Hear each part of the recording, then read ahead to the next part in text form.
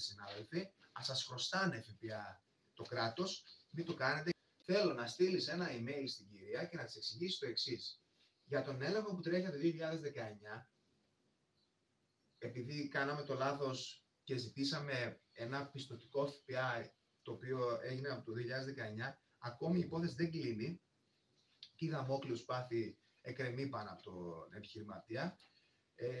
Επειδή ζητήσαμε το πιστωτικό ΦΠΑ, πατήσαμε το κουμπί, δεν ξέραμε, μην το κάνετε συνάδελφοι, ας σας χρωστάνε ΦΠΑ το κράτος, μην το κάνετε γιατί θα μπλέξετε πάρα πολύ άσχημα.